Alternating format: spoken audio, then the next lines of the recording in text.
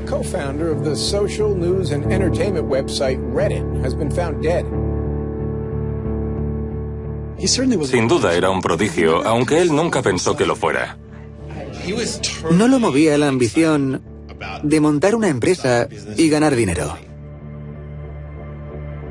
There's a profound sense of loss tonight in Highland Park, Aaron Swartz's hometown, as loved ones say goodbye to one of the internet's brightest lights. Open access and computer activists are mourning his loss. An astonishing intellect. You talk to people who knew him. He was killed by the government, and MIT betrayed all of its basic principles. They wanted to make an example out of him, okay? Los gobiernos tienen un deseo de control insaciable. He was potentially facing 35 years in prison and a $1 million fine. Raising questions of prosecutorial zeal and I would say even misconduct. Have you looked into that particular matter and reached any conclusions? Growing up, I slowly had this process of realizing that all the things around me that people had told me were just the natural way things were, the way things always would be. They weren't natural at all. They were things that could be changed, and they were things that, more importantly, were wrong and should change. And once I realized that, there was really kind of no going back.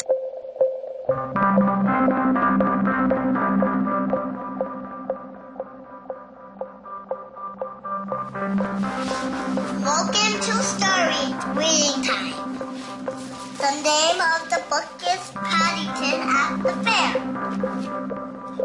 Nació y creció aquí, en Highland Park.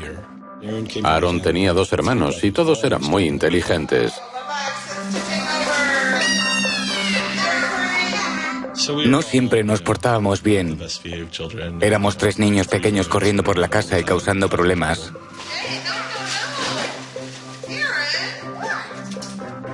Pero ahora soy consciente de que Aaron empezó a aprender siendo muy pequeño.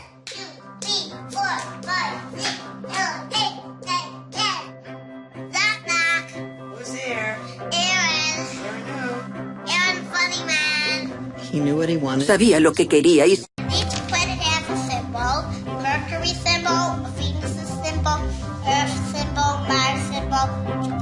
Un día le preguntó a Susan, ¿qué es eso de entretenimiento familiar gratuito en Highland Park? Tenía 3 años. Ella le dijo, ¿de qué estás hablando? Y él le respondió, mira, lo pone en la nevera. Entretenimiento familiar gratuito en Highland Park. Ella se quedó boquiabierta, asombrada de que supiera leer.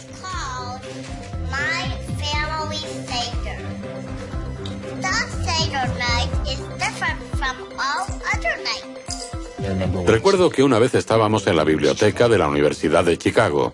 Cogí de la estantería un libro de 1900, se lo enseñé y me dijo, este sitio es extraordinario. Todos éramos muy curiosos, pero a Aaron le encantaba aprender y enseñar.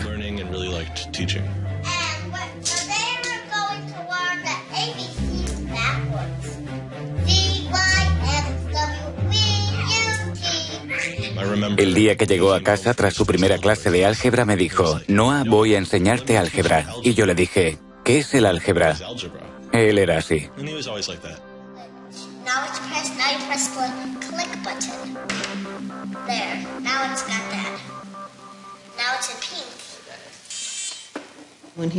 Cuando tenía 2 o 3 años, Bob le mostró un ordenador y se volvió loco con ello.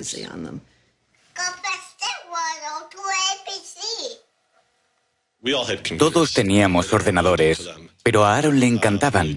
Le fascinaba Internet.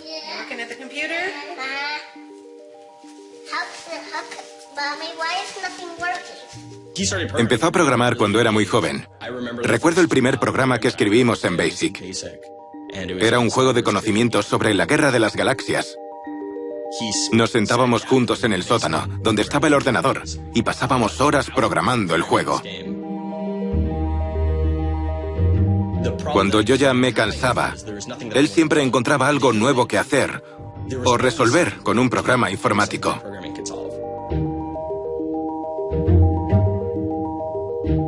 Aaron consideraba la programación como algo mágico para lograr cosas que las personas corrientes no podían. Aaron hizo un cajero automático usando un Creative Macintosh y una caja de cartón. Un año en Halloween No recuerdo de qué quería disfrazarme, pero a él le pareció una idea fantástica que me disfrazara de su nuevo ordenador favorito, que en aquel momento era el iMac. Él odiaba disfrazarse, pero le encantaba convencer a los demás de que fuésemos como a él le gustaba.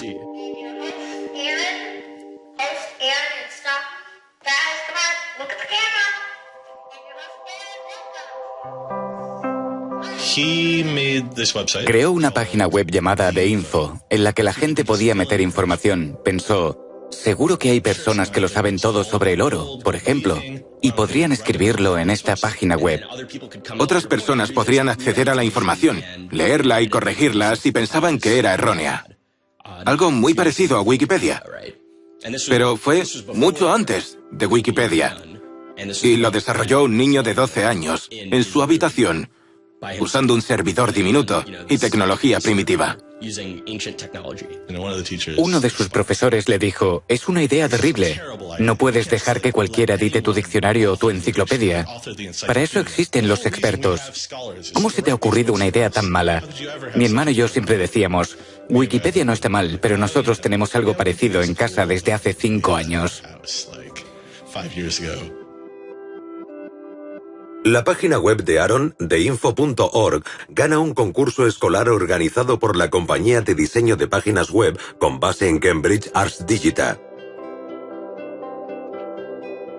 Empieza a unirse a comunidades de programación online y a implicarse en el desarrollo de una nueva herramienta para Internet. Me dijo, Ben, estoy trabajando en algo alucinante. Tienes que saberlo. Le contesté, ¿sí? ¿Qué es? Y me dijo, es una cosa llamada RSS.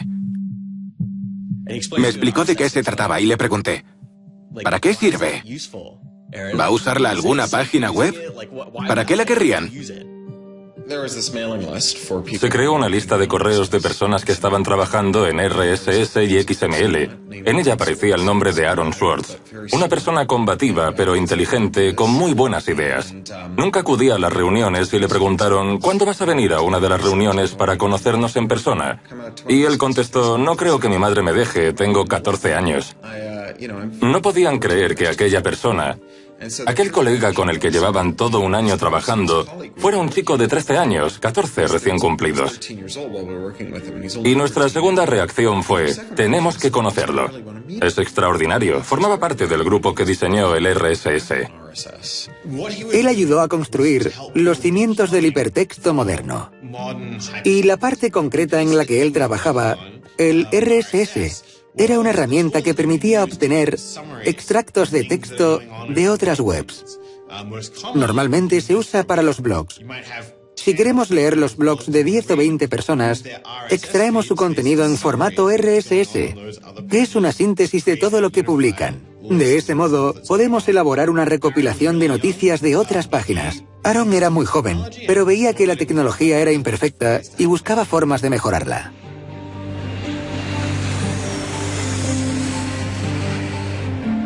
Su madre lo dejaba en el aeropuerto en Chicago y nosotros lo recogíamos en San Francisco. Le presentábamos a mucha gente con la que podía discutir del tema y nos horrorizaban sus terribles hábitos alimenticios. Solo comía alimentos blancos. Por ejemplo, arroz hervido, pero no frito porque no era lo suficientemente blanco, pan blanco y cosas así. Nos maravillábamos al oír la calidad del debate que salía de la boca de aquel joven. Estábamos convencidos de que llegaría lejos en la vida si no moría antes de escorbuto. That now you can't make companies like Doc was saying. You can't have companies that just, let's sell dog food over the internet, let's sell dog food over cell phones. But there's still a lot of innovation going on. I think if you don't see the innovation, maybe your head isn't in the sand. Tenía la personalidad de un sabelotodo dominante. Pensaba, soy más listo que tú y como soy más listo que tú, soy mejor y puedo decirte lo que tienes que hacer. Y por eso mismo, a veces se comportaba como un idiota. So you aggregate all these computers together and now they're solving big problems like searching for aliens and trying to cure cancer. Lo conocí a través del IRC, Internet Relay Chat, y no solo escribía códigos, sino que solucionaba muchos problemas a la gente. Era un gran filántropo. Compartía los ideales del movimiento de cultura libre. Creo que Aaron intentaba mejorar el mundo, arreglarlo. Tenía una personalidad muy fuerte que a veces provocaba cierto rechazo. No siempre se sentía cómodo con el mundo y el mundo no siempre se sentía cómodo con él. Aaron entró en el instituto y no le gustaba nada. Lo odiaba. No le gustaban las clases ni los profesores. Él sabía cómo conseguir la información. No necesitaba que un profesor le enseñara geometría. Podía aprenderla del libro. No necesitaba que un profesor le diera su versión de la historia norteamericana. Tenía 3 compilaciones históricas a su disposición y podía leerlas cuando quisiera. Solamente le interesaba Internet. Was very frustrated with school. I thought, the teachers didn't know what they were talking about, and they were very domineering and controlling, and the homework was kind of a sham, and it was just like, all a way to pin students together and force them to do busy work. And, I started reading books about, the history of education and how this educational system was developed, and, alternatives to it in ways that people could actually learn things as opposed to just regurgitating facts their teachers told them. And that kind of led me down this path of questioning things. Once I questioned the school I was in, I questioned the society that built the school, I questioned the businesses that the schools were training people for, and I questioned the government that, set up this whole structure.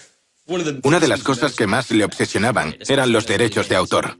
Los derechos de autor siempre han sido una carga en la industria editorial y para los lectores. Pero no una carga excesiva. Es una norma razonable que se asegura de que la gente reciba su dinero. La generación de Aaron experimentó el choque entre el antiguo sistema de los derechos de autor y este medio tan asombroso que él estaba ayudando a desarrollar, Internet y la web. Ambos mundos colisionaron y se produjo el caos. Por aquel entonces conoce a un profesor de Derecho de Harvard, Lawrence Lessig, que estaba litigando contra los derechos de autor ante el Tribunal Supremo. Un joven Aaron Swartz vuela a Washington para asistir al juicio. I'm Aaron Swartz, and I'm here to listen to see the Eldred argument. Why did you fly out here from Chicago and come all this way to see the Eldred argument? That's a more difficult question. See the Eldred. Because I don't know. It's very exciting to see the Supreme Court, especially such a prestigious case as this one.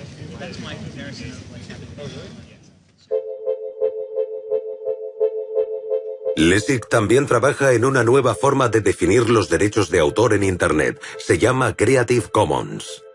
Creative Commons se basa en la idea de dar a los creadores una forma de identificar su creatividad, respetando la libertad que eso conlleva.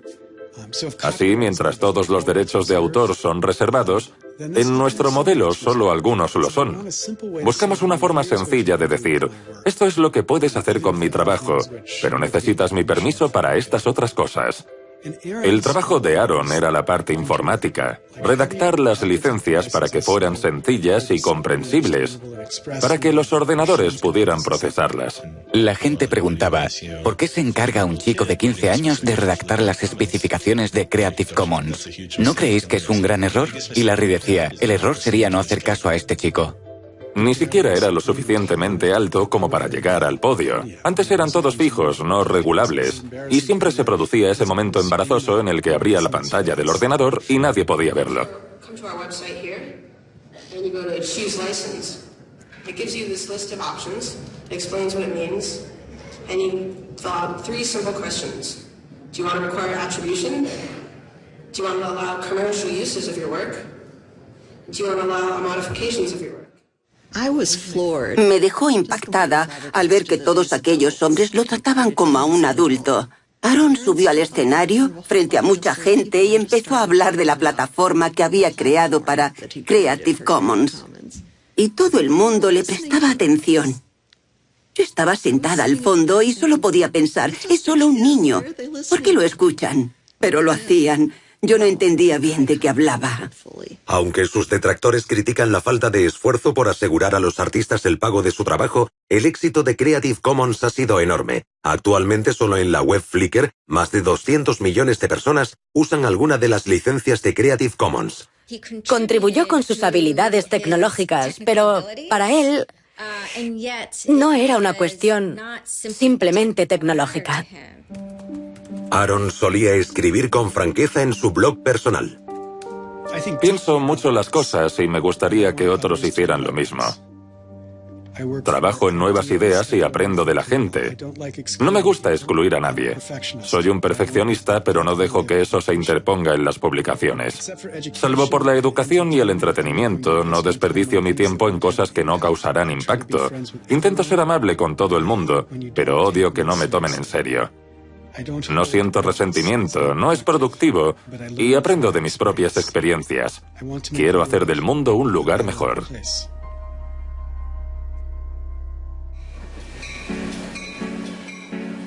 En 2004, Schwartz deja Highland Park y se matricula en la Universidad de Stanford. Parecía una colitis ulcerosa que era muy problemática y nos preocupaba que no tomara su medicación.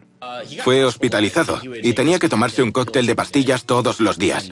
Una de ellas contenía esteroides, lo que detuvo su crecimiento y lo hizo sentir diferente del resto de los estudiantes.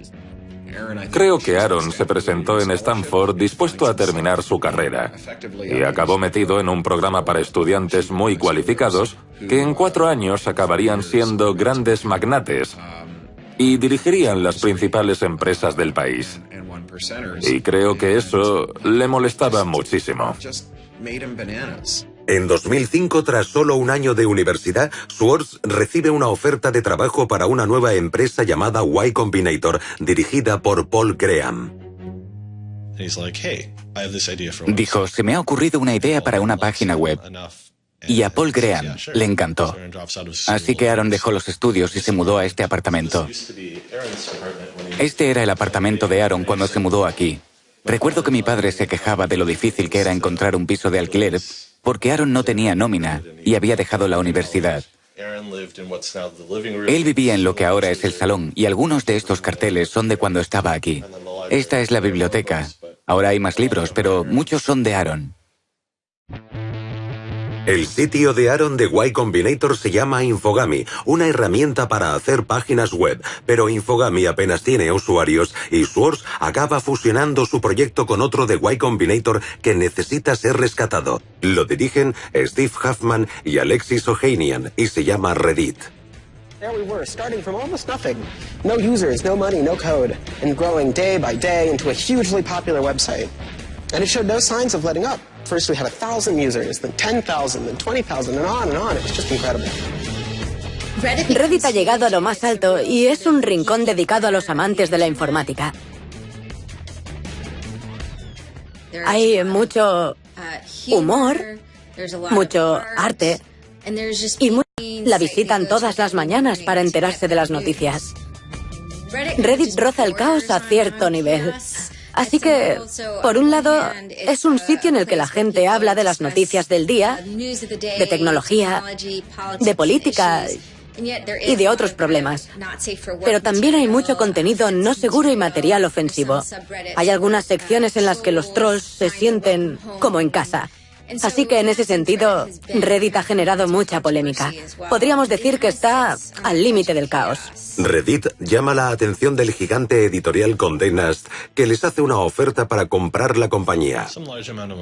Les ofrecieron mucho dinero, tanto que molestaba a mi padre con preguntas como ¿dónde voy a guardar tanto dinero? Sería mucho. Muchísimo dinero. Probablemente más de $1 millón. Pero no sé cuánto. ¿Y qué edad tenía en ese momento? 19 o 20 años. En este mismo apartamento se sentaban en unos sofás hechos polvo y se dedicaban a trabajar en Reddit. Cuando la vendieron, organizaron una gran fiesta. Al día siguiente se mudaron a California y me dieron las llaves a mí.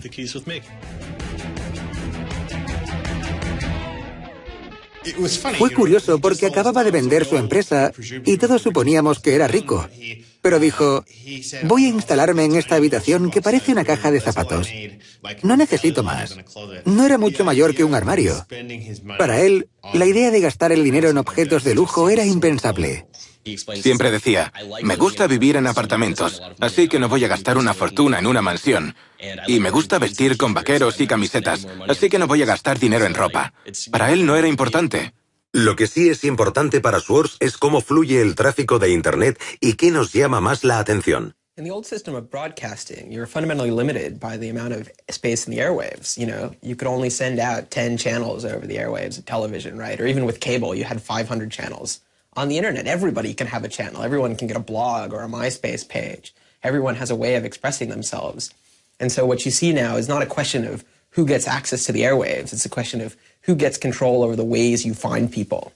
You know, you start seeing power centralizing in sites like Google, these sort of gatekeepers that tell you where on the internet you want to go, the people who provide you your sources of news and information. So it's not, you know, only certain people have a license to speak. Now everyone has a license to speak. It's a question of who gets heard.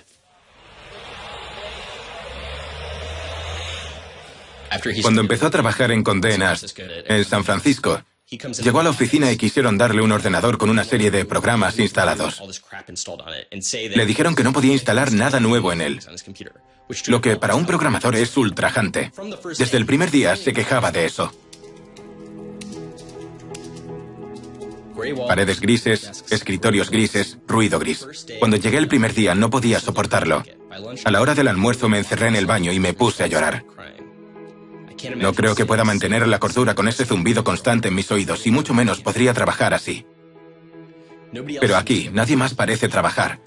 Todo el mundo entra en nuestra sala para pasar el rato o charlar o invitarnos a jugar al nuevo videojuego que está probando Wired. Tenía diferentes aspiraciones, más bien políticas. Y en Silicon Valley no existe esa cultura de orientar la actividad tecnológica hacia fines políticos. Aaron odiaba trabajar para una empresa. Todos odiaban trabajar para Condé Nast. Pero Aaron era el único que no estaba dispuesto a aceptarlo. Así que hizo que lo despidieran dejando de ir a trabajar. Se dice que fue una separación dura. Tanto Alexis Ohanian como Steve Huffman rechazaron ser entrevistados para este documental. Rechazaba el mundo empresarial. Una de las cosas más importantes a tener en cuenta de esa elección es que cuando Aaron decidió dejar la empresa, también dejaba atrás todo lo que le había hecho famoso y corría el riesgo de decepcionar a sus seguidores. Fue donde todo el mundo esperaba que fuera. Pero tuvo la sensatez y el sentido común de admitir que había escalado una montaña de mierda para plantar una rosa. Y al hacerlo se dio cuenta de que había perdido el sentido del olfato.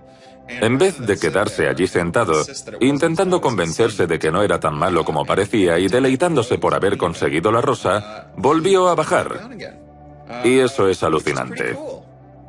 Aaron consideraba la programación como algo mágico. Lograba cosas que las personas corrientes no podían con la programación. Y si una persona tiene poderes mágicos, debe usarlos para hacer el bien o para ganar montañas de dinero. Schwartz se siente inspirado por uno de los visionarios a los que había conocido de niño. El hombre que había inventado la web, Tim Berners-Lee. En la década de 1990, Berners-Lee se convirtió en el autor de uno de los inventos más lucrativos del siglo XX, pero en vez de beneficiarse de la World Wide Web, la red, la cedió de forma gratuita. Ese es el motivo de que exista hoy en día. Tim influenció muchísimo a Aaron. Es uno de los primeros y grandes genios de Internet que no se benefició de ello en ningún aspecto. No le interesaba encontrar el modo de hacerse multimillonario. Mucha gente lo habría visto como una forma de ganar dinero y ahora existirían muchas webs pequeñas en vez de una grande. Y las webs pequeñas no habrían funcionado al ser imposible conectarlas unas con otras. La clave era que conectara a todo el planeta y no podía funcionar a menos que todo el mundo tuviera acceso a ella.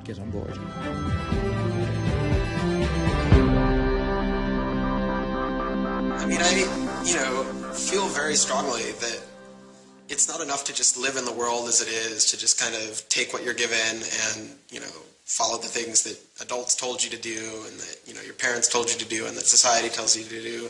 I think you should always be questioning. I take this very scientific attitude that everything you've learned is just provisional, that, it's always open to recantation or refutation or questioning.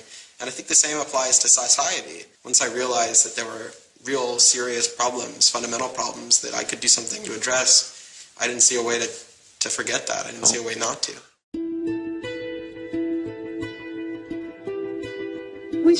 Empezamos a pasar mucho tiempo juntos, como amigos. Hablábamos durante horas, todas las noches. Tendría que haber comprendido que él estaba flirteando conmigo, pero creo que hasta cierto punto yo pensaba que era mala idea, que era imposible y que lo mejor era fingir que aquello no estaba sucediendo. Mi matrimonio se derrumbaba y yo no tenía dónde ir. Nos fuimos a vivir juntos y me llevé a mi hija conmigo. Amueblamos la casa y llevábamos una vida muy tranquila. Hacía mucho tiempo que mi vida y la suya no eran tan tranquilas.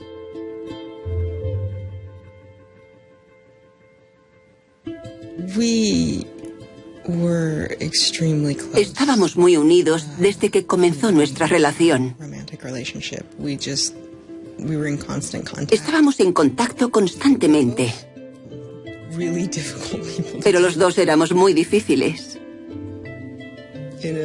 Durante una discusión, él me confesó que tenía una canción favorita y le pedí que me la pusiera.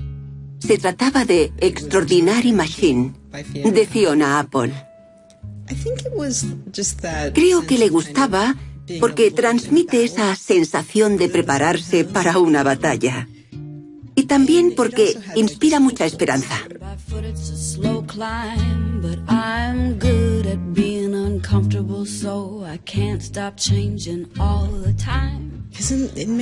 En muchos sentidos, Aaron tenía una actitud muy optimista con respecto a la vida.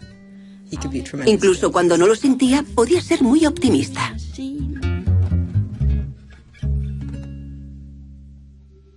What are you doing? Flickr has video now. Schwartz se vuelca en una serie de nuevos proyectos relacionados con el acceso a información pública, incluido un portal de aprovechamiento de recursos llamado watchdog.net y una página llamada The Open Library. The Library Project is a website that you can visit at openlibrary.org, and the idea is to be a huge wiki, an editable website with one page per book. So for every book ever published, we want to have a web page about it that combines all the information from publishers, from booksellers, from libraries, from readers onto one site, and then gives you links where you can buy it, you can borrow it, or you can browse it.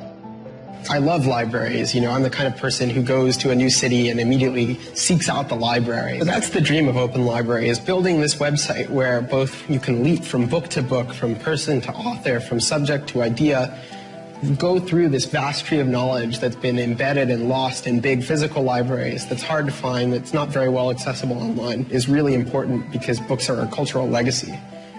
Books are the place people go to write things down, and to have all that swallowed up by one corporation is kind of scary. ¿Cómo se da acceso público al dominio público? Puede parecer obvio tener acceso público al dominio público, pero no es así. Lo de dominio público debería ser accesible para todo el mundo, pero a menudo está protegido. Suele estar blindado. Es como tener un parque nacional con un foso alrededor y armas para protegerlo y evitar que alguien intente disfrutar de él. Una de las cosas que interesaban a Aaron era dar acceso público al dominio público. Y fue eso lo que lo metió en tantos problemas. Intenté acceder a los archivos del Tribunal Federal de Estados Unidos. Y me encontré con un confuso sistema llamado PACER, acrónimo de acceso público a los archivos electrónicos del tribunal. Empecé a buscar por internet y fue entonces cuando di con Carl Malamud. Access to legal materials in the United States is a $10 billion per year business. Pacer es una increíble abominación del servicio público. Cuesta 10 centavos la página y tiene unos códigos totalmente incomprensibles. No se puede buscar ni marcar nada y hay que introducir una tarjeta de crédito, pero son archivos públicos. Los tribunales de distrito son muy importantes porque ahí es donde comienzan muchos de nuestros litigios. Los casos de derechos civiles, los de patentes y muchos más. Y los periodistas, los estudiantes, los abogados, mucha gente necesita acceder a Pacer y el sistema se resiste.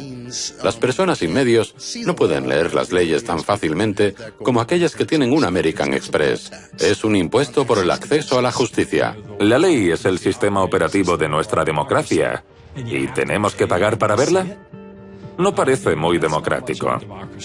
Ganan unos $120 millones al año con el sistema Pacer. Y no cuesta eso, según sus propios registros. De hecho, es ilegal. La ley e-Government de 2002 declara que el tribunal puede cobrar únicamente lo necesario para cubrir los gastos que conlleva mantener Pacer. Como fundador de public.resource.org, Malamud decidió protestar por el cobro de Pacer. Crea un programa llamado The Pacer Recycling Project, al que la gente puede subir documentos de Pacer por los que ya han pagado y crear así una base de datos gratuita que todo el mundo pudiera usar. La gente de Pacer empezó a recibir muchas críticas, incluso del Congreso, para que permitieran el acceso público a la página. Así que crearon un nuevo sistema y en 17 bibliotecas repartidas por todo el país, el acceso a Pacer era gratuito. Supone una biblioteca por cada 22.000 kilómetros cuadrados, así que no servía de nada. I encouraged volunteers to join the so-called Thumb Drive Corps and download docs from the public access libraries, upload them to the Pacer recycling site. La gente iba con memorias USB, descargaban documentos y me los enviaban. Pero era una broma. De hecho, cuando alguien pinchaba en Thumb Drive Corps, se abría un vídeo del Mago de Oz con los Munchkins cantando.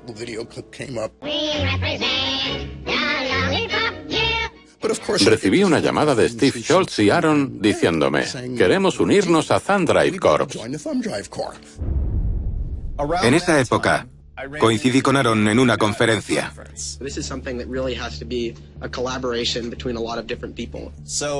Me acerqué a él y le dije: estoy planeando una intervención en el problema de Pacer. Schultz ya había desarrollado un programa capaz de descargar automáticamente documentos de Pacer de las bibliotecas con acceso gratuito. Schwartz quiere verlo. Le mostré el código. Y en ese momento, yo no sabía qué estaba haciendo. Pero luego resultó que durante el resto de horas que duró la conferencia, se había sentado en un rincón para mejorar mi código con la ayuda de un amigo suyo que vivía cerca de una de esas bibliotecas y que fue hasta allí y empezó a probar el código mejorado. En ese momento, la gente de los tribunales empezaron a darse cuenta de que algo no iba bien. And come in, and soon there were 760 gigabytes of Pacer docs, about 20 million pages. Usando información obtenida de las bibliotecas con acceso gratuito, Schwartz hace una descarga masiva automatizada paralela del sistema Pacer. Se hace con unos 2,7 millones de documentos federales, casi 20 millones de páginas de texto. Now, I'll grant you that 20 million pages had perhaps exceeded the expectations of the people running the Pilot Access Project, but surprising a bureaucrat isn't illegal. Aaron y Carl decidieron informar al New York Times de lo que había pasado. También llama la atención del FBI, que empieza a vigilar la casa de los padres de Schwartz en Illinois. Recibí un tuit de su madre en el que decía: «Llámame». Y pensé, ¿qué demonios está pasando? Me puse en contacto con Aaron y su madre no dejaba de repetir: «Dios mío, el FBI, el FBI». Un agente del FBI condujo por el camino de entrada de nuestra casa para ver si Aaron estaba en su habitación. Yo estaba en casa ese día y me preguntaba qué hacía ese coche entrando y saliendo por nuestro camino. Era muy raro. 5 años después lo leí en el informe del FBI y dije: «Oh, Dios mío, había un agente del FBI en la entrada de mi casa». Estaba aterrado, totalmente aterrado. Y se asustó aún más cuando un agente del FBI lo llamó e intentó convencerlo de que acudiera a una cafetería sin un abogado. Me contó que se fue a casa y se acostó en la cama, temblando. La descarga saca a la luz un gran número de violaciones de las leyes de privacidad en los documentos de los tribunales, y estos se ven obligados a cambiar su política. El FBI cierra el caso sin presentar cargos. Hasta el día de hoy me parece increíble que alguien, incluso en el puesto más insignificante del FBI, pudiera pensar que el dinero de los contribuyentes debía destinarse a investigar a una persona por robo criminal en base a que había hecho públicas sentencias. ¿Cómo pueden llamarse representantes de la ley y pensar que hacer públicas las sentencias no está bien? Aaron estaba dispuesto a arriesgarse por las causas en las que creía. Molesto por las injusticias sociales, Swartz va más allá de la tecnología y se involucra en una gran variedad de causas políticas. Fui al Congreso y lo invité a venir conmigo para trabajar en prácticas durante un tiempo. De ese modo podría aprender el proceso político. Y se dedicó a aprender el funcionamiento, a adquirir nuevas habilidades y a hackear la política. It seems ridiculous that miners should have to hammer away until their whole bodies are dripping with sweat, faced with the knowledge that if they dare to stop, they won't be able to put food on the table that night, while I get to make larger and larger amounts of money each day just by sitting and watching TV. But apparently the world is ridiculous. So I co-founded a group called the Progressive Change Campaign Committee, and what we try and do is we try and organize people over the internet who care about progressive politics and moving the country in a more progressive direction to kind of come together, join our email list, join our campaigns, and help get progressive candidates elected all across the country. El grupo es responsable de la campaña para promover la elección de Elizabeth Warren al Senado. Puede que pensara que era un sistema estúpido, pero vino para aprender su funcionamiento porque pensaba que podía ser modificado como cualquier sistema social. Pero su pasión por el conocimiento y las bibliotecas no queda relegada a un segundo plano. Aaron empieza a interesarse por las instituciones que publican artículos académicos. By virtue of being students at a major U.S. university, I assume that you have access to a wide variety of scholarly journals. Pretty much every major university in the United States pays these sort of licensing fees to organizations like JSTOR and Thomson and ISI to get access to scholarly journals that the rest of the world can't read. Estas publicaciones, artículos e investigaciones son básicamente toda la riqueza del conocimiento humano en Internet, y muchas han sido pagadas con dinero del gobierno o de los contribuyentes, pero para leerlas hay que volver a pagar elevadas tasas a editores como Reed Elsevier. These licensing fees are so substantial that people who are studying in India instead of studying in the United States don't have this kind of access. They're locked out from all of these journals. They're locked out from our entire scientific legacy. I mean, a lot of these journal articles, they go back to the Enlightenment. Every time someone has written down a scientific paper, it's been scanned and digitized and put in these collections. That is a legacy that has been brought to us by the history of people doing interesting work, the history of scientists. It's a legacy that should belong to us as a commons, as a people, but instead it's been locked up and put online by a handful of for-profit corporations who then try and get the maximum profit they can out of it. Un investigador financiado por una universidad o el gobierno publica un artículo y en el último paso del proceso, una vez que está hecho todo el trabajo y se ha terminado la investigación, la idea, el trabajo de laboratorio, el análisis, después de todo eso, en la última fase, el investigador debe entregar sus derechos de autor a una empresa multimillonaria, y eso no está bien. Se trata de un negocio basado en un trabajo voluntario y los editores se sientan encima del pastel para comerse toda la nata. Es una estafa. Una editorial de Gran Bretaña obtuvo unos beneficios de $3.000 millones el año pasado. Es un timo. JSTOR juega un papel insignificante en esta historia, pero por algún motivo fue la empresa a la que Aaron decidió desafiar. Asistió a varias conferencias sobre acceso libre y publicación libre. No sé quién era la persona de JSTOR, pero en un momento dado Aaron le preguntó: ¿cuánto costaría liberar el material de JSTOR para siempre? Y le contestó, creo que dijo $200 millones, algo que a Aaron le parecía absurdo. Trabajando con una beca en Harvard, se entera de que los usuarios de la red del MIT, abierta y muy rápida, tienen acceso a los contenidos de JSTOR. Schwartz aprovecha la oportunidad. You have a key to those gates. And with a little bit of shell script magic, you can get those journal articles. El 24 de septiembre de 2010, Schwartz registra un portátil láser recién comprado en la red del MIT con el nombre de Gary Host. El usuario se registra como Ghost Laptop.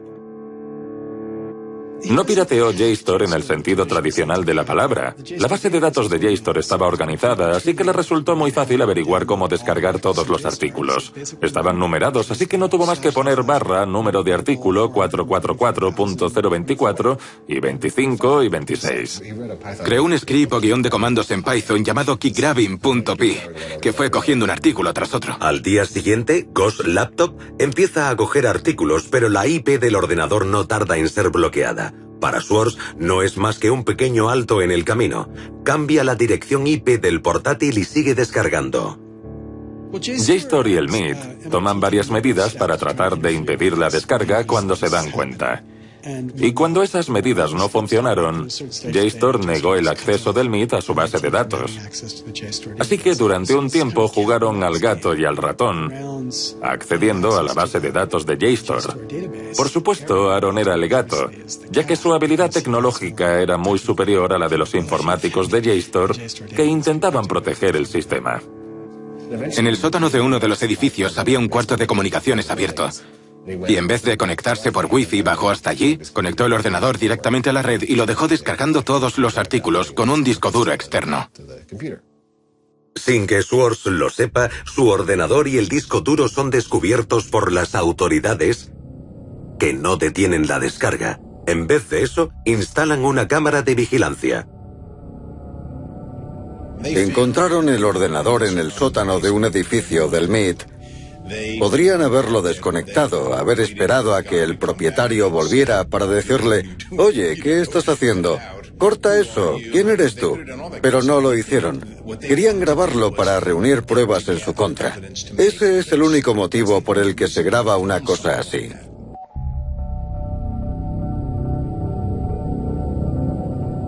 Al principio, la única persona que aparece en la cámara de vigilancia solo usa el cuarto para almacenar botellas y latas.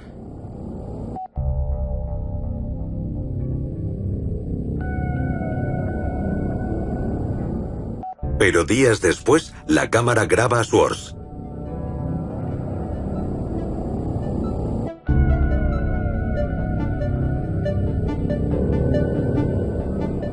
Schwartz está cambiando el disco duro. Lo saca de su mochila, desaparece de la imagen durante unos 5 minutos y luego se marcha.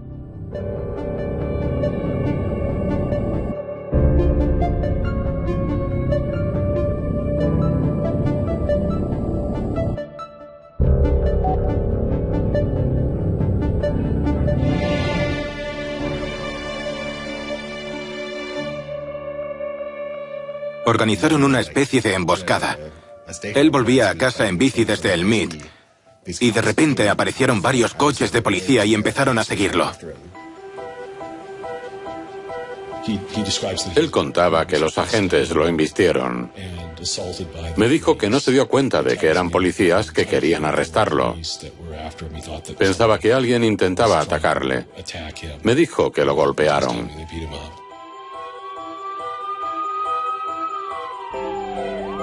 Yo estaba hundido. La idea de que un miembro de mi familia tuviera que someterse a cualquier tipo de proceso criminal me resultaba extraña e incomprensible. Pidieron órdenes de registro para la casa de Aaron, su apartamento en Cambridge y su despacho en Harvard.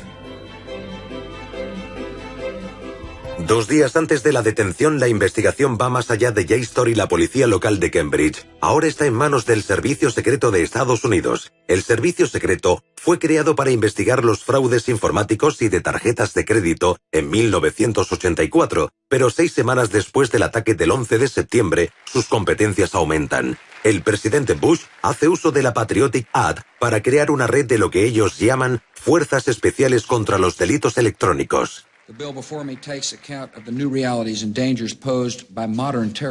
Según el servicio secreto, actúan principalmente contra actividades de gran impacto económico, grupos criminales organizados y estafas relacionadas con las nuevas tecnologías. El servicio secreto lleva el caso de Swords a la Fiscalía de Boston.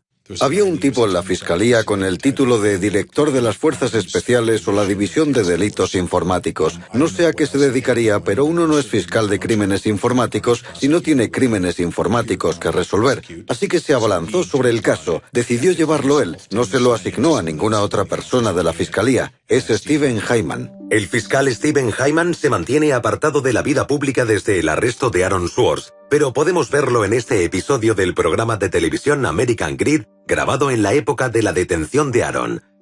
En él describe su anterior caso contra el famoso pirata informático Alberto González, que le valió una enorme atención mediática y numerosos elogios. González organizó el robo de más de 1 millón de números de tarjetas de crédito con sus claves de seguridad, el mayor fraude de su clase en la historia. Aquí Hyman describe a González y da su opinión sobre la piratería. These guys are driven by a lot of the same things that we're driven by. They have an ego, they like challenge, and of course they like money and everything you can get from money. Uno de los sospechosos implicados en el caso González era un joven hacker llamado Jonathan James. Creyendo que lo acusarían por los crímenes de González, James se suicidó durante la investigación. En un comunicado de prensa anterior, describiendo la postura del gobierno con respecto al caso de Aaron Swartz, la jefa de Hyman y fiscal del distrito de Massachusetts, Carmen Ortiz, declara: robar es robar, ya se use un comando informático o una palanca y se sustraigan documentos, datos o dólares. No es cierto. Obviamente no es cierto. No digo que no cause daños y tampoco que no debería castigarse el robo de información. Pero deberíamos ser mucho más sutiles a la hora de determinar exactamente qué daños son más perjudiciales. Si fuerzo una puerta con una palanca, estoy causando daño, no cabe duda. Pero cuando Aaron crea un script que dice descargar, descargar, descargar 100 veces por segundo, no está causando daño a nadie. Y menos si lo hace con el propósito de crear un archivo de publicaciones académicas. Eso no le causa daño a nadie. No estaba robando, ni vendiendo lo que cogió, ni regalándolo. Solo quería dar a conocer su punto de vista. La detención pasa factura a Swartz. No quería hablar de ello. Estaba muy estresado. Si yo pensara que el FBI va a llamar a mi puerta en cualquier momento y me van a detener nada más salir, o al ir a hacer la colada, o que entraran en mi apartamento si no cierro bien la puerta, estaría realmente estresado. Así era como se sentía Aaron. Se volvió bastante sombrío.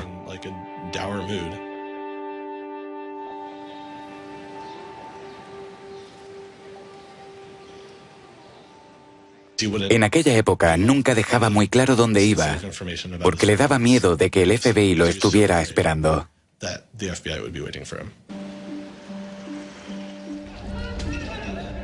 Es una época de activismo social y político sin precedentes. La revista Time nombraría como persona del año 2011 al manifestante. Se produjo un aumento de ataques de hackers. Wikileaks había publicado una serie de comunicaciones diplomáticas. Manning fue arrestado. En aquella época no se sabía si él había sido el responsable de la filtración. Anonymous, una especie de grupo de protesta del que forman parte muchos hackers, empezó a hacer de las suyas. Si comparamos todo eso con lo que él hizo, deberían haber dejado el caso en manos del MIT y JSTOR para que lo solucionaran de forma privada y profesional. Jamás debería haber llamado la atención de los tribunales. No pertenecía a ese ámbito.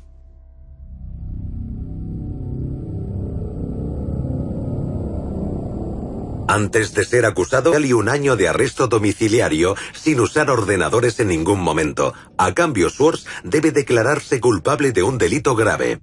Allí estábamos. No teníamos ni idea de cuál era la acusación del gobierno ni sus pruebas, pero debíamos tomar la decisión. Y nuestro abogado insistía en que aceptáramos.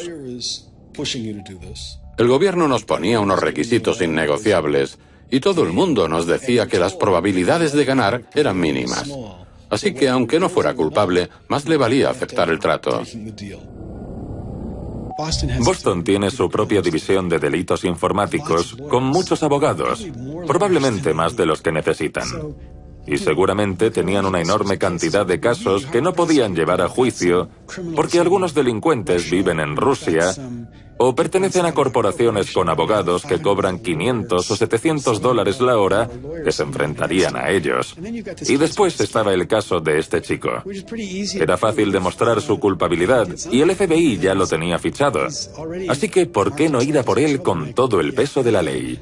Sería bueno para la imagen del fiscal y la del gobierno, porque demostrarían que estaban luchando contra todo tipo de terroristas. Estaba muy asustada. Me daba miedo que se llevaran mi ordenador y acabar en la cárcel por el contenido de mi ordenador. En mi portátil tenía material confidencial procedente de fuentes de mi anterior trabajo. Y mi prioridad es mantener siempre la privacidad de mis fuentes. Me daba mucho miedo lo que pudiera pasarle a Ada. Aaron me contó que le habían ofrecido un trato y que lo aceptaría si yo le pedía que lo hiciera.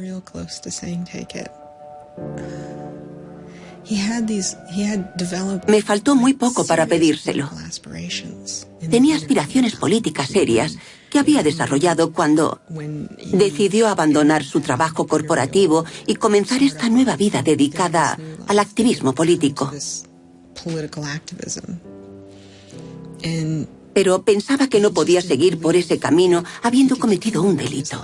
Una vez me dijo, estábamos paseando junto a la Casa Blanca y me dijo, ahí no dejan trabajar a delincuentes.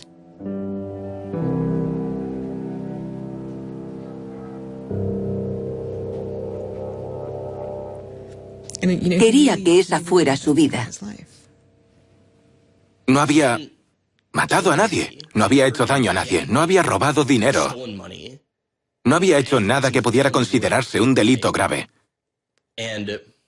No había motivos para que lo tacharan de delincuente y le quitaran el derecho a voto en muchos estados por lo que había hecho.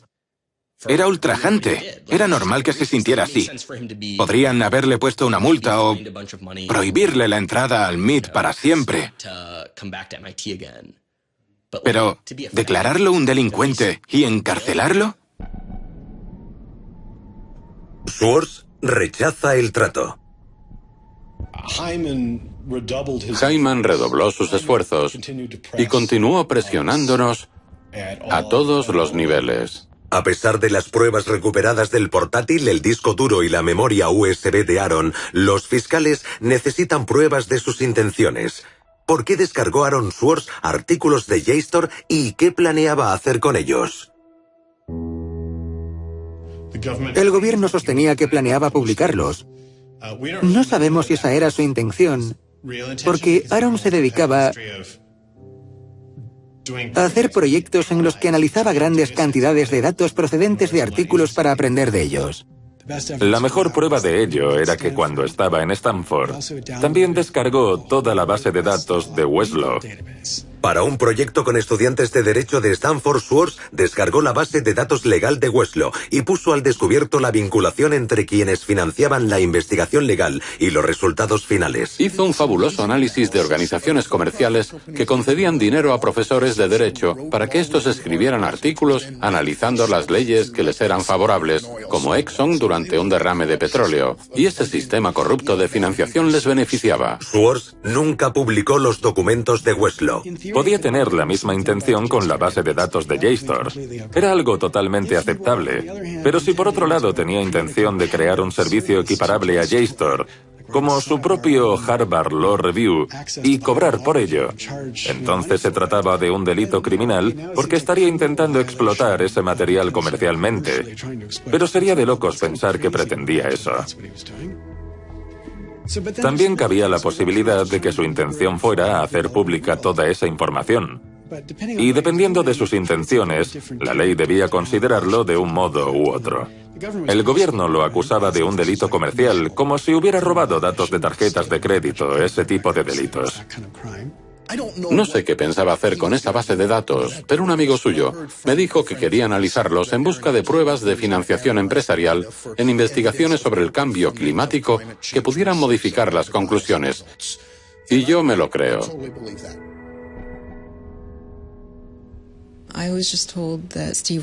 Me dijeron que Steve quería hablar conmigo.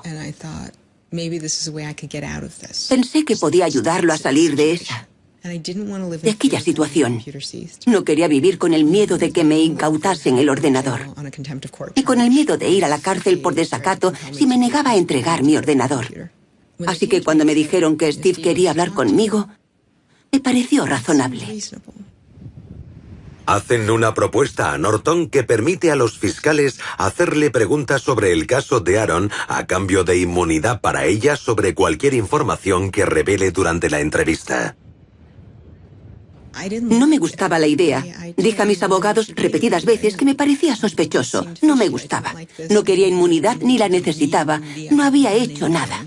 Pero fueron muy estrictos. No estaban dispuestos a permitirme hablar con el fiscal sin inmunidad. Para que quede claro, te ofrecen un acuerdo de inmunidad limitada. Sí, exacto. En el que básicamente entregabas información a cambio de protección. No se trataba de entregar información.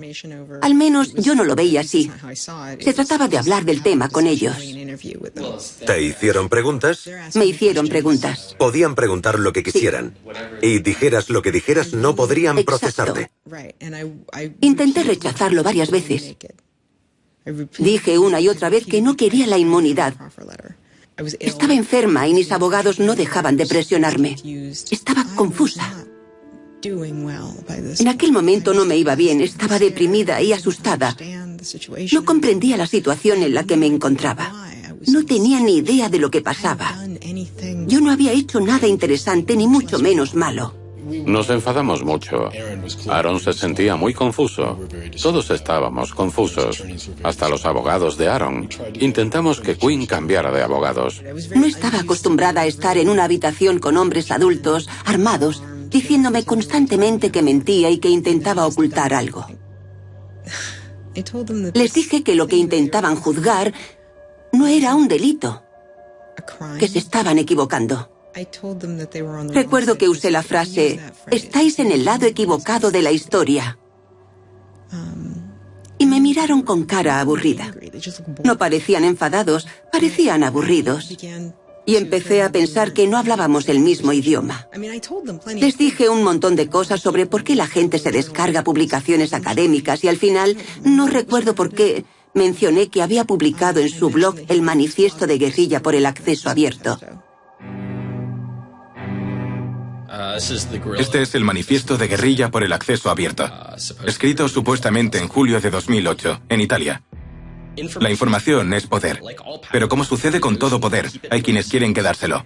Todo el patrimonio cultural y científico del conocimiento, publicado durante siglos en libros y publicaciones, continúa siendo digitalizado y guardado por unas cuantas empresas privadas. Mientras tanto, quienes habéis sido excluidos no os habéis quedado de brazos cruzados.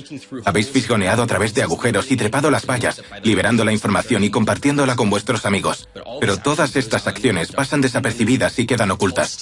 Las llaman actos de robo o piratería. Como si compartir la riqueza del conocimiento fuese el equivalente a saquear un barco y asesinar a su tripulación. Pero compartir no es inmoral, es un imperativo moral. Solo quienes están cegados por la ambición se negarían a permitir que un amigo hiciera una copia. No hay justicia en cumplir leyes injustas. Es hora de salir a la luz y, siguiendo la gran tradición de la desobediencia civil, declarar nuestra oposición al robo privado de la cultura pública. Supuestamente, el manifiesto fue escrito por 4 personas diferentes y editado por Norton. Pero es Schwartz quien lo firma. Cuando terminé la entrevista, fui inmediatamente a hablar con Aaron y le conté todo lo que recordaba. Se enfadó muchísimo. Lo que hice no tendría que haber acabado así. No hice nada mal, pero todo salió mal. Y yo nunca... Sigo furiosa.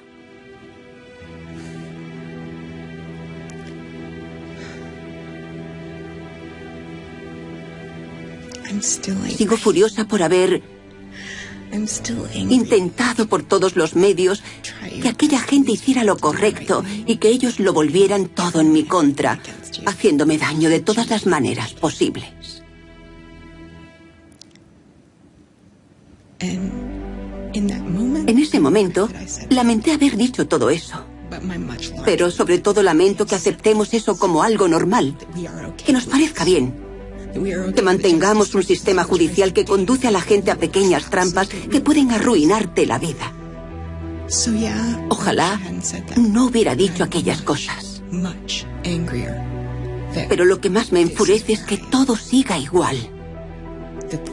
Y que la gente piense que eso está bien. Usaron todos los métodos imaginables para sonsacarle información que perjudicara a Aaron y que pudiera ayudar a la fiscalía. Pero no creo que la información que dio fuera relevante para el gobierno. Pasan los meses mientras los amigos y familiares de Swartz esperan a que se formulen los cargos. En ese tiempo, Swartz se convierte en un experto sobre Internet al que consultar. Do you think that the internet is something that should be considered a human right and something that the government cannot take away from you? Yes, definitely. I mean, this notion that national security is an excuse to shut down the internet, that's exactly what we heard in Egypt, in Syria, and all these other countries. And so, yeah, it's true. Sites like WikiLeaks are going to be putting up some embarrassing material about what the U.S. government does, and people are going to be organizing to protest about it and try and change their government. You know, and that's a good thing. That's what all these First Amendment rights of free expression, of freedom of association are all about. And so the notion that we should try and shut those down, I think, just goes against very basic American principles. The principle, I think, is one that our founding fathers would have understood. If the internet had been around back then, instead of putting post offices in the Constitution, they would have put ISPs. Swartz conoce a la activista Taryn Steinbrückner Kaufman y empiezan a salir. We need a massive global public outcry. If there's no massive global public outcry, it won't create any change. You know, 4 people in this city should cause a massive global public outcry. You know, we need a petition signer. Sin entrar en detalles, le advierte que está envuelto en lo que él llama lo malo. Yo tenía muchas teorías, como que tenía una relación con Elizabeth Warren, o algo así. Dudaba entre Hillary Clinton y Elizabeth Warren. Y un tiempo después, a finales de julio, Aaron me llamó.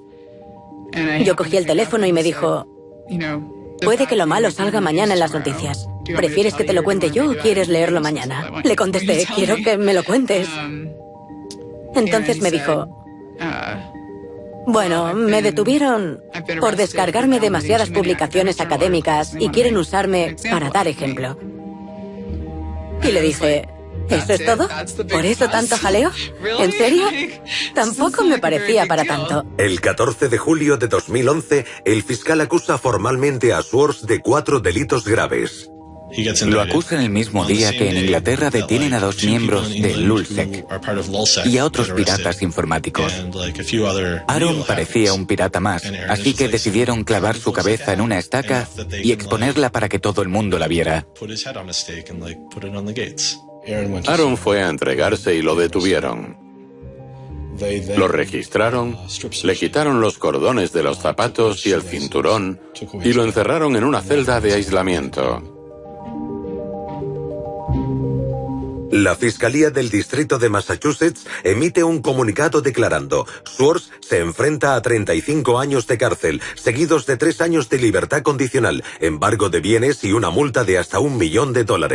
Sale en libertad bajo fianza de $100,000. El mismo día, el principal afectado, JSTOR, retira todos los cargos contra Swartz y se niega a proseguir el caso. Los de JSTOR no eran nuestros amigos, no pretendían ayudarnos ni ser amables, pero no quisieron seguir formando parte de esto. Los representantes de JSTOR y su empresa matriz, Ithaca, han rechazado hablar en este documental, pero al mismo tiempo emitieron un comunicado diciendo: procesarlo fue una decisión del gobierno, no de JSTOR. Pensábamos que el caso terminaría ahí, que convenceríamos a Steven Hyman de que retirara la acusación o accediera a solucionarlo de una forma más racional, pero el gobierno se negó. ¿Por qué? Creo que querían dar ejemplo con Aaron. Nos dijeron que no retirarían la acusación por esos delitos graves, ni la petición de cárcel, porque querían usar este caso como algo ejemplarizante. Eso fue lo que nos dijeron. ¿Os lo dijeron? Sí. ¿Que querían dar ejemplo? Sí. ¿Que lo iban a usar para eso? Sí. Lo dijo Steven Hyman. ¿Para disuadir a quién? Como si hubiera más gente que se decidiera a entrar en JSTOR y descargarse publicaciones para hacer una denuncia política. Sería más fácil comprender la postura de la administración Obama de una supuesta intención disuasoria si el gobierno, por ejemplo, hubiera procesado el que podríamos considerar el mayor delito económico que ha tenido lugar en este país en los últimos 100 años. Los crímenes que condujeron a la crisis económica de Wall Street. Cuando empiezan a utilizar la táctica de la disuasión de una forma selectiva, dejan a un lado el análisis del delito y hacen uso de los recursos para el cumplimiento de la ley en base a una ideología política. Y eso no es solo antidemocrático, es incluso antiestadounidense.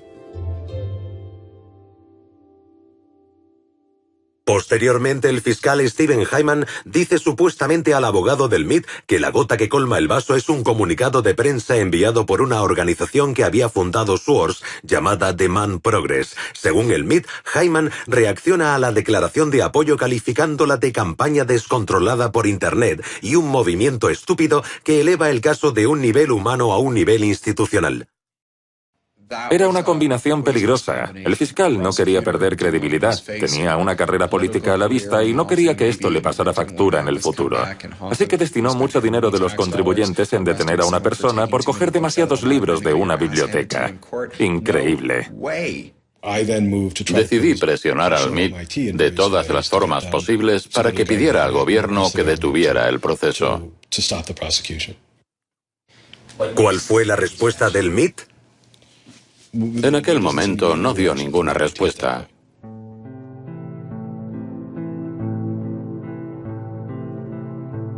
El MIT no defendía a Aaron, lo que para muchos miembros de su comunidad parecía ultrajante, porque sin duda es un centro que promueve la cultura hacker en cierto sentido. En el MIT, la idea de saltar barreras y meterse por túneles prohibidos no es solo un rito de iniciación. Es prácticamente parte de su filosofía. Abrir cerraduras es casi una asignatura obligatoria. Tenían la autoridad moral necesaria para interrumpir el proceso. El MIT no se plantó en ningún momento y dijo a los federales: no hagáis esto, no queremos que hagáis esto, os estáis pasando, estáis yendo demasiado lejos. Se comportaron como cualquier otra gran empresa. Ayudaron al gobierno, no nos ayudaron a nosotros. No se veían en la obligación y no intentaron pararlo. El MIT se negó a hacer comentarios al respecto, pero posteriormente emitieron un comunicado diciendo que intentaban mantener una posición neutral y que pensaban que a los fiscales les daba igual lo que el MIT pudiera pensar o decir sobre el caso. El comportamiento del MIT parecía en total desacuerdo con sus principios. Cabría pensar que decidieron no implicarse, y estaban en su derecho. Pero en este caso, esa postura de neutralidad era un claro apoyo a la fiscalía. Tanto Steve Jobs como Steve Wozniak empezaron vendiendo una cajita azul diseñada para defraudar a la compañía telefónica. Bill Gates y Paul Allen comenzaron sus negocios usando los ordenadores de Harvard, algo que estaba en contra de las normas.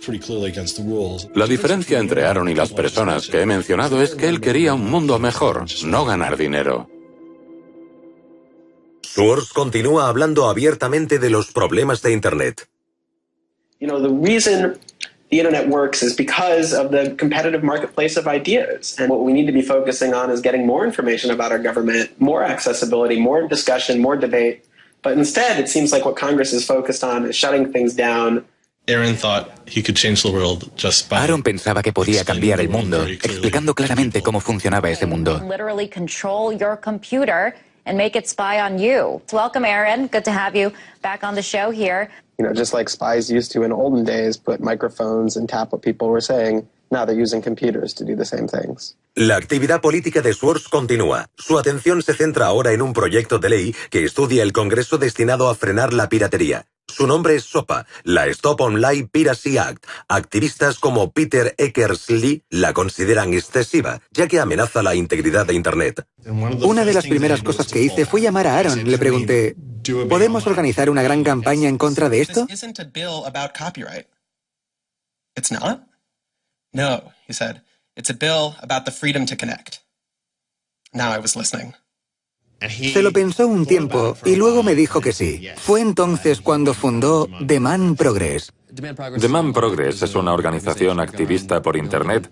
Contamos con 1,5 millones de miembros y se creó en otoño de 2010.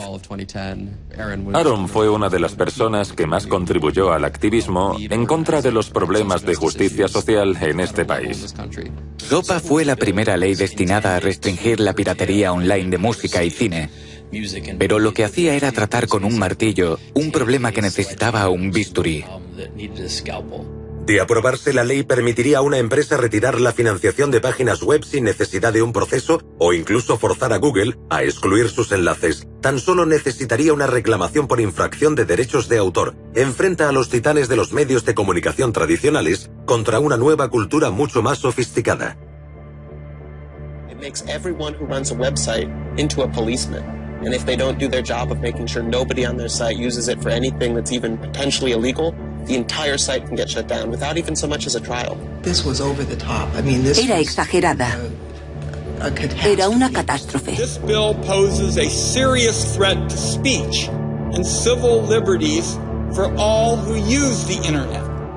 Solo unos cuantos dijimos, nosotros no estamos a favor de la piratería, pero no tiene sentido destruir toda la arquitectura de Internet, el sistema de dominios y todo lo que lo hace abierto y libre en nombre de la lucha contra la piratería. Aaron lo veía igual. Guaranteed in our Constitution, the freedoms our country had been built on, would be suddenly deleted. New technology, instead of bringing us greater freedom, would have snuffed out fundamental rights we'd always taken for granted. And I realized that day, talking to Peter, that I couldn't let that happen. Cuando se propuso la ley SOPA en octubre de 2011, se consideraba inevitable. En aquel momento, nuestra estrategia se basaba en retrasarla y tal vez suavizarla un poco, pero ni siquiera nosotros pensábamos que pudiéramos frenarla. Cuando trabajas en Washington, aprendes que allí los enfrentamientos legislativos son en realidad luchas entre intereses empresariales. Eso es lo que decide la legislación. Y los enfrentamientos más reñidos son los que se producen entre intereses corporativos que hacen contribuciones a campañas electorales o que representan determinados lobbies. Esos son los más reñidos. Cuando no hay enfrentamientos, es porque todo el dinero está de una parte. Las grandes empresas están de una parte y millones de personas de otra. No había visto nada como la ley Pipa o SOPA en todos mis años de servicio público. Más de 40 senadores apoyaban la ley. Así que ya tenían un largo camino recorrido para conseguir los 60 votos necesarios para aprobarlas. Even I began to doubt myself. It was a rough period. Schwartz y Demand Progress consiguen un gran apoyo usando métodos de concienciación tradicionales, combinados con un servicio de voz sobre IP para facilitar que la gente pudiera llamar al Congreso. Nunca había conocido a nadie capaz de operar a ese nivel, tanto tecnológico como de estrategia de campaña. Millones de personas llaman al Congreso y firman peticiones en contra de la ley SOPA. Al Congreso le pilla desprevenido. There was just something about watching those clueless members of Congress debate the bill, watching them insist they could regulate the internet and a bunch of nerds couldn't possibly stop them. I am not a nerd. I'm just not enough of a nerd. Maybe we ought to ask some nerds what this thing really does. Let's have a hearing, bring in the nerds. Really? Nerds? You know, I think actually the word you're looking for is experts. To enlighten you so your laws don't backfire, break the internet. Usamos el término empollón, pero podemos hacerlo porque lo somos. El hecho de que llegaran hasta donde lo hicieron sin consultar a ningún experto demuestra el grave problema que hay en este país. I'm looking for somebody to come before this body and testify in a hearing and say this is why they're wrong. Antes había un departamento que asesoraba a los congresistas a nivel científico y tecnológico. Pero Gingrich lo cerró. Dijo que era un gasto inútil y en ese momento el Congreso regresó a la Edad Media. Nadie pensaba que se podía anular la ley SOPA. Ni siquiera Aaron. Merecía la pena intentarlo. Pero era una batalla perdida. Y recuerdo que unos meses después me dijo, creo que podríamos conseguirlo. Y le contesté, sería increíble. Las llamadas al Congreso continúan. Cuando el sitio de alojamiento de dominios GoDaddy decide apoyar la ley, decenas de miles de usuarios transfieren sus dominios en forma de protesta. En una semana, GoDaddy cambia de postura con respecto a la ley SOPA. Cuando los congresistas que apoyaban a la industria de la música y el cine se dan cuenta de la repercusión, deciden suavizar la ley. Se notaba la repercusión. Estaba claro que nuestros argumentos empezaban a resonar. Era como si Aaron encendiera una cerilla y se la apagaran. Encendía otra y se la apagaban. Pero al final consiguió que una prendiera y provocó un gran incendio. El 16 de enero de 2012, la Casa Blanca emite un comunicado diciendo que no apoya la ley. Y entonces sucede... I'm a big believer that we should be dealing with issues of piracy and we should deal with them in a serious way, but this bill is not the right bill. Jimmy Wales demuestra su apoyo cerrando 24 horas Wikipedia, una de las 5 páginas web más populares del mundo. Tiene un alto porcentaje de todas las visitas que se hacen en Internet. Wikipedia went black, Reddit went black, Craigslist went black, phone lines on Capitol Hill flat out melted. Members of Congress started rushing to issue statements retracting their support for the bill that they were promoting just a couple days ago. En 24 horas, el número de detractores de la ley SOPA en el Congreso pasó de esto a esto. Ver a congresistas y senadores cambiar de bando el mismo día en que cerraron todas esas páginas fue increíble. Unos 100 congresistas se retractaron. And that was when, as hard as it was for me to believe, after all this, we had won. The thing that everyone said was impossible, that some of the biggest companies in the world had written off as kind of a pipe dream, had happened. We did it. We won. This is a historic week in internet politics, maybe American politics. Lo que nos dijo la gente de Washington, los que trabajaban en el Capitolio, fue que el día en que se cerraron tantas páginas como protesta por la ley SOPA, recibieron más emails y llamadas que nunca. Fue un momento emocionante. Internet maduró políticamente. Fue impresionante, porque cuesta creer que sucediera. Cuesta creer que una ley con tanto apoyo financiero no pasara del Congreso. Y no solo no pasó del Congreso, no fue aprobada. Sometimes to feel like you're powerless, like when you come out in the streets and you march and you yell and nobody hears you. But I'm here to tell you today, you are powerful. So yeah, maybe sometimes you feel like you're not being listened to, but I'm here to tell you that you are. You are being listened to. You are making a difference. You can stop this bill if you don't stop fighting. Stop PIPA. Stop SOPA. Some of the biggest internet companies, to put it frankly, would benefit from a world in which their little competitors could get censored. We can't let that happen. Para él era más importante asegurarse de hacer un pequeño cambio que jugar un pequeño papel en un gran cambio. Pero con la ley SOPA jugó un gran papel en un gran cambio. Así que para él fue una especie de prueba. Él quería dedicar su vida a cambiar el mundo. Y lo meditaba todo de una manera muy científica, midiendo su impacto. Pero aquello le demostró que era posible, que lo que quería hacer con su vida era posible. Demostró que podía hacerlo, que podía cambiar el mundo. Para un chico que pensaba que nunca había logrado nada, y me refiero a Aaron, aquel fue un momento de satisfacción al sentir que había hecho algo bueno y que posiblemente aquella sería su única victoria. Everyone said there was no way we could stop SOPA. We stopped it. This is 3 outrageously good victories, and the year isn't even over yet. I mean, if there's a time to be positive, it's now. Consiguió frenar la ley SOPA un año después de su detención, pero la alegría no era total por lo que le esperaba.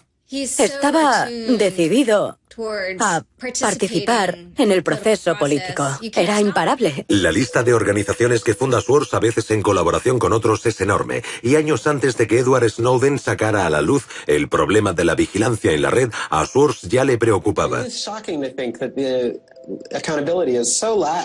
That they don't even have sort of basic statistics about how big the spying program is.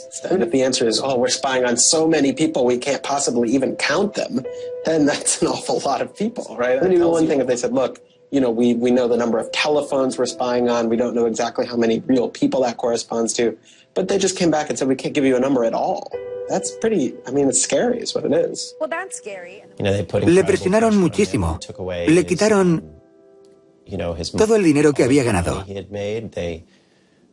Le amenazaron con arrebatarle su libertad. ¿Por qué lo hicieron? ¿Por qué persiguen a los activistas? ¿Por qué persiguen a las personas que revelan la verdad de determinadas cuestiones? Desde los bancos a la guerra e incluso la transparencia gubernamental. El secretismo solo beneficia a los que ya están en el poder, y vivimos en una era de secretismo que coincide con que el gobierno quizá esté llevando a cabo acciones ilegales e inconstitucionales. Y no creo que sea una coincidencia. It's very clear that this technology has been developed not for small countries overseas, but right here for use in the United States by the U.S. government. The problem with the spying program is it's this sort of long, slow expansion, you know, going back to the Nixon administration, right? Obviously, it became big after 9/11 under George W. Bush, and Obama has continued to expand it. And the problems have slowly grown worse and worse, but there's never been this moment you can point to say, okay, we need to galvanize opposition today because today is when it matters. Instead, it's mattered for... En mi opinión, el fiscal que procesó a Aaron Swartz quería enviar un mensaje claro a un grupo de personas que la administración Obama consideraba una amenaza política. Y me refiero, por supuesto, a la comunidad de hackers y otros activistas a favor de la democracia. A mi entender, el mensaje que la administración Obama quería enviar a esta comunidad era: sabemos que tenéis la capacidad de causar problemas al gobierno, así que vamos a dar ejemplo con Aaron Swartz y asustaros lo más posible para que no causéis problemas.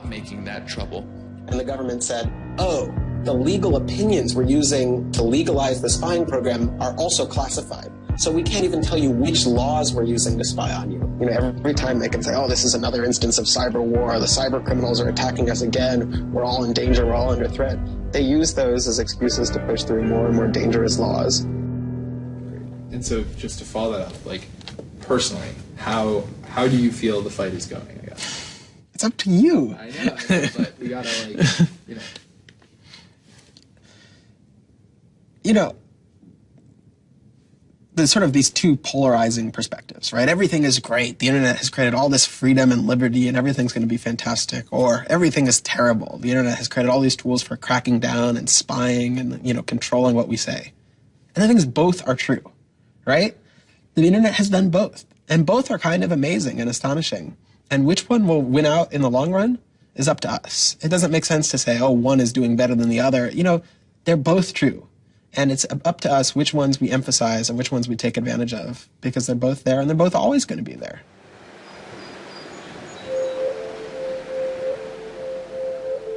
El 12 de septiembre de 2012, los fiscales presentan nuevos cargos contra Swords por fraude electrónico, acceso ilegal a un ordenador y fraude informático. Ahora, en vez de 4 delitos graves, Swords se enfrenta a 13. La presión de la fiscalía aumenta radicalmente, al igual que la posible condena y la multa a pagar. Presentaron una nueva acta de acusación para añadir más cargos y tenían una teoría sobre por qué su conducta constituía un delito federal y por qué debía conllevar una condena mayor aún. Esa teoría y gran parte de las acusaciones contra Swords se basaban en una ley promulgada en 1986 llamada Ley de Fraude y Abuso Informático. La ley de fraude y abuso informático se inspiraba en la película Juegos de Guerra con Matthew Broderick. Era una gran película. En ella, un joven consigue, gracias a la magia de las redes informáticas, lanzar un ataque nuclear. Suficiente como para que aprobaran la ley de fraude y abuso informático. Es una ley anticuada que va contra las condiciones de uso del servicio. Por ejemplo, en webs de citas como eHarmony o Match.com, si alguien cambia sus características personales, dependiendo de la jurisdicción y el fiscal, podría tener graves problemas. Todos sabemos lo que son las condiciones de uso. La mayoría no las leen, pero incumplirlas podría significar estar cometiendo un delito grave. Las condiciones de uso de una web suelen decir: sea amable con los demás o no hagas nada inapropiado. La idea de que la ley penal tenga algo que decir con respecto a estas normas puede parecer una locura a mucha gente. Los ejemplos son incluso más extravagantes. Hasta que se cambió en marzo de 2013, las condiciones de uso de la página web de la revista juvenil 17 decían que había que ser mayor de 18 años para leerla. Tal y como el Departamento de Justicia ha interpretado la ley de abuso y fraude informático, todos estamos cometiendo delitos. Imprecisa y propensa a una mala interpretación, la ley de abuso y fraude informático se ha convertido en un modelo único para juzgar una gran variedad de infracciones informáticas. Aunque no es el único factor, en el caso de Swords, 11 de las 13 acusaciones en su contra están relacionadas con dicha ley. La pregunta ¿por qué? Pende sobre gran parte de la historia de Aaron Swords. ¿Qué motivaba al gobierno y cuál era su objetivo? El Departamento de Justicia se ha negado a contestar a nuestras preguntas, pero el profesor Orin Kerr, que trabajó como fiscal, ha estudiado el caso. Mi punto de vista sobre este caso es muy diferente al de otra gente por varios motivos. Fui fiscal del distrito durante 3 años antes de empezar a trabajar como profesor. El gobierno presentó un acta de acusación en base a los delitos que pensaban que él había cometido. En lo que respecta a la ley, teniendo en cuenta precedentes, leyes y casos similares que se habían juzgado hasta el momento, creo que las acusaciones eran justas. Sé que existe un gran debate sobre si debía ser procesado o no. Hay quienes apoyan el acceso abierto y hay quien no. Creo que el gobierno se tomó muy en serio el manifiesto de guerrilla por el acceso abierto. Lo veían como a una persona decidida a infringir la ley. Swords quería abolir una ley que consideraba injusta. Y en una democracia, cuando piensas que una ley es injusta, hay varias formas de cambiarla. Se puede hacer a través del Congreso, como hizo Swords con la ley SOPA, pero también se puede violar esa ley para intentar anularla. Y creo que lo que motivaba a la Fiscalía era la idea de que Swords no solo estaba decidido a infringir la ley, sino que también quería asegurarse de que quedaba anulada. Que todo el mundo tuviera acceso a la base de datos y sacarla a la luz pública, como la pasta de dientes que no puede volver a meterse en el tubo. No se habría podido hacer nada y Swords habría ganado. Hay muchas discrepancias sobre si es una ley injusta. Y a fin de cuentas es una decisión que debe tomar el pueblo estadounidense a través del Congreso. Por otro lado, seguimos intentando trazar una línea entre los delitos menores y los graves. El campo de la informática es relativamente nuevo, y esas líneas aún no están trazadas con exactitud. Seguimos intentando definirlas. Se trata de un mal uso del criterio procesal. El mazo que usa el Departamento de Justicia para asustar a la gente es cada vez más y más grande, y la mayoría considera que no merece la pena arriesgarse. ¿Pinchamos los teléfonos? ¿Los filmamos? ¿Buscamos a un testigo que testifique contra ellos? Así es como piensan los agentes federales y los fiscales. Construyen acusaciones, crean acusaciones. Schwartz queda atrapado en la maquinaria de un brutal sistema de justicia que podría no dar marcha atrás. Una maquinaria que ha convertido a Estados Unidos en el país con el mayor índice de encarcelamientos del mundo. En este país nos hemos dejado llevar por la política del miedo y la furia. Y todo aquello a lo que tememos, como el futuro de Internet y el acceso abierto, conduce inmediatamente a la intervención de la justicia. Hemos usado la cárcel y el castigo para resolver una gran variedad de problemas que históricamente nunca habían sido considerados delitos penales. El impulso de amenazar, acusar y enjuiciar, que es una parte de lo que ha generado este debate y esta polémica sobre el acceso abierto a la información de Internet, es similar al que hemos visto en otros aspectos. La diferencia es que las personas que se convierten en víctimas de esta respuesta penal y carcelaria suelen ser pobres y pertenecientes a una minoría. Schwartz empieza a aislarse de amigos y familiares. Dejó de trabajar en otra cosa. Su vida giraba en torno a esas acusaciones. Al parecer, uno de los abogados de Aaron dijo a los fiscales que era inestable emocionalmente y que debían tenerlo en cuenta. Así que lo sabían. Le estaba pasando factura. No podía soportar que restringieran sus actos y sus movimientos. Y la amenaza de la cárcel con la que tanto le presionaban le aterraba. Agotó por completo sus recursos económicos y nos cobró de millones de dólares. ¿La defensa? Sí. ¿Costó millones? Sí. No quería ser una carga para nadie y eso era un factor importante. Llevaba una vida normal y después estaba toda esa mierda que tenía que soportar. Intentaba mantener las dos cosas separadas, pero estaba empezando a afectarle y a volverse una pesadilla. Schwartz se enfrenta a una dura elección: admitir su culpabilidad y seguir adelante con su vida, o luchar contra un sistema defectuoso. Para él, la decisión es simple: rechaza un último acuerdo y se fija fecha para el juicio. Aaron estaba decidido a no admitir algo que consideraba injusto, pero también tenía miedo.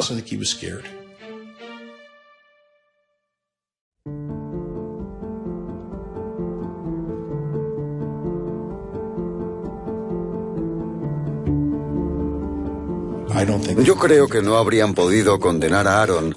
Estoy convencido de que habríamos salido del juzgado, le habría dado un abrazo, habríamos cruzado el río de Boston y nos habríamos tomado unas cervezas. Creo que teníamos razón y estoy convencido de que habríamos ganado el caso. No hablaba mucho de ello, pero se notaba cuánto sufría.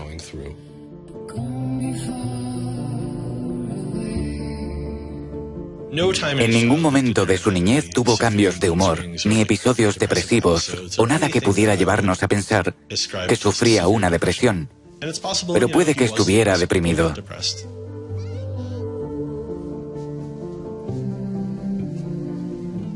Al principio de nuestra relación, cuando llevábamos 3 o 4 semanas saliendo, me dijo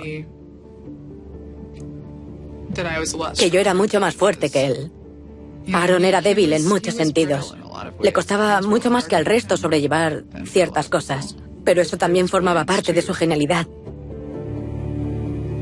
Creo que sufrió una pequeña depresión clínica cuando tenía unos 20 años, pero no mientras estuvo conmigo. No era una persona alegre, pero eso no significaba que fuera depresivo. Simplemente había estado sometido a una enorme presión durante 2 años seguidos y no quería seguir soportándolo. Sencillamente fue demasiado.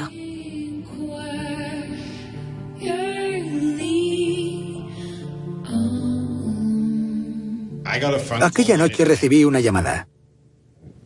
Sabía que algo no iba bien, así que llamé y me enteré de lo que había pasado. A co-founder of the social news and entertainment website Reddit has been found dead. Police say 26-year-old Aaron Swartz killed himself yesterday in his Brooklyn apartment. Pensé que habíamos perdido a una de las mentes más creativas de nuestra generación. El mundo se me vino abajo en ese momento.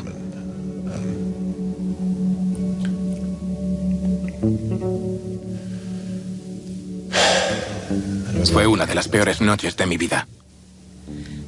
Yo gritaba, no te oigo, ¿qué has dicho? No te oigo. No puedo, ya está. Tranquila.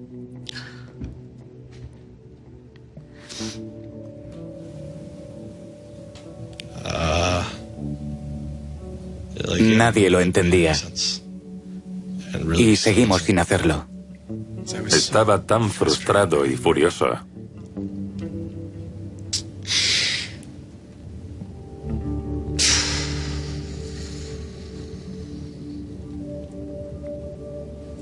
Intenté explicárselo a mis hijos. Mi hijo de 3 años me dijo que los médicos lo arreglarían.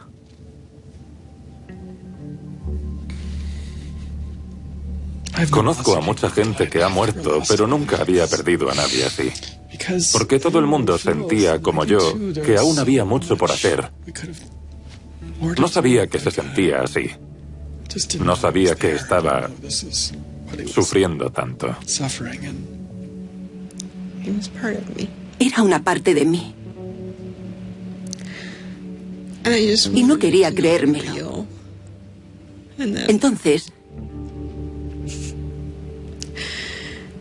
entré en su página de Wikipedia y vi la fecha de su muerte.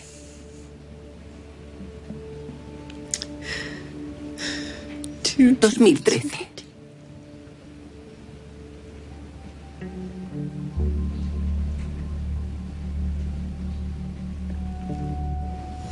Aaron está muerto. Vagabundos de este loco mundo, hemos perdido a un mentor, a un sabio. Hackers por derecho, somos uno menos, hemos perdido a uno de los nuestros.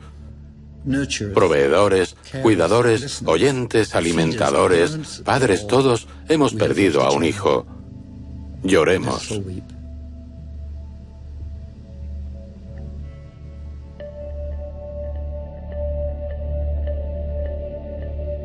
Lo primero que pensé fue, ¿y si nadie se da cuenta? Porque no era consciente de lo notable que era.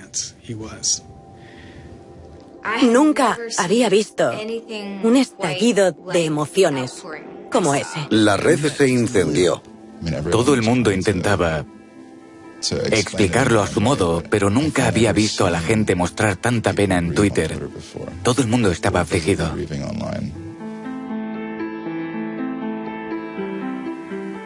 Era el chico de Internet y el viejo mundo lo había matado. Vivimos en una época en la que las grandes injusticias no se pagan. Los arquitectos de la crisis económica cenan con el presidente de forma regular. En estos tiempos, la idea de que esto es lo que el gobierno debería perseguir parece absurda, si no fuera tan trágica. La pregunta es, ¿podemos hacer algo para que el mundo sea un lugar mejor? ¿Cómo podemos perpetuar ese legado? Es lo único que debemos preguntar. En todo el mundo están empezando a celebrarse reuniones de hackers. En cierto modo, Aaron Swartz ha sacado lo mejor de nosotros. Y ahora todos nos preguntamos, ¿cómo podemos solucionar esto? He was, in my humble opinion, one of the true extraordinary revolutionaries that this country has produced.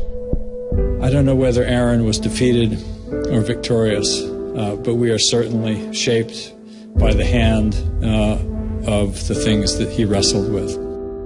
When we turn armed agents of the law on citizens trying to increase access to knowledge, we've broken the rule of law, we've desecrated the temple of justice. Aaron Swartz was not a criminal. Change does not roll in on the wheels of inevitability. It comes through continuous struggle. Aaron really could do magic. And I'm dedicated to making sure that his magic doesn't end with his death. He believed that he could change the world. And he was right. Out of the last week and out of today, phoenixes are already rising. Desde la muerte de Swords, la representante Zoe Lofgren y el senador Ron Wyden han presentado un proyecto para reformar la ley de abuso y fraude informático en la que se basaban la mayoría de las acusaciones contra Swords. Se llama Aaron Law, la ley de Aaron. Aaron creía que debíamos preguntarnos qué es lo más importante que podemos hacer ahora mismo por el mundo. Y si no estamos trabajando en eso, ¿por qué no lo hacemos?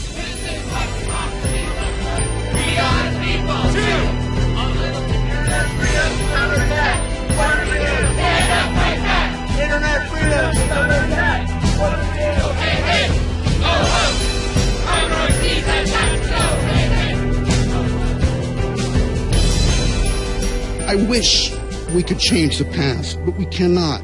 But we can change the future, and we must. We must do so for Aaron. We must do so for ourselves. We must do so to make our world a better place, a more humane place, a place where justice works and access to knowledge becomes a human right. En febrero oí hablar de un chico de 14 años de Baltimore que tenía acceso a JSTOR. Había estado leyendo muchas de las publicaciones académicas y se le había ocurrido la forma de hacer pruebas de detección para el cáncer de páncreas.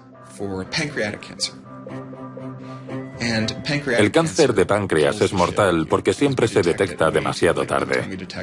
Cuando lo detectamos es tarde para hacer algo. Envió correos al departamento de oncología de Johns Hopkins, cientos de ellos. Un chico de 14 años. Sí, 14 años. La mayoría de la gente lo ignoró, pero un investigador contestó a su correo y le dijo: no es ninguna tontería, ¿por qué no vienes? El chico dedicó las tardes y los fines de semana a trabajar con este investigador y en febrero salió en las noticias. Fue unas semanas después de la muerte de Aaron. Perdón. Este chico dijo que habían encontrado el modo de detectar el cáncer de páncreas en sus primeras etapas y eso iba a salvar muchas vidas. Y luego dijo que por eso era tan importante lo que había hecho Aaron. Porque nunca se sabe. Este conocimiento universal no es tan solo algo que usan los gobiernos para determinar los límites de velocidad en carreteras. También es de donde surgen las pruebas que evitarán que nuestros hijos mueran de cáncer de páncreas. Y si no tenemos acceso al conocimiento, la persona que podría solucionar determinados problemas quizá no dé nunca con la respuesta. He slept so well, he didn't fall out of bed once, not even when he dreamed he was back on the spacecraft. Very good, Aaron. Very good. Yay, Aaron. Okay. Now it's song time.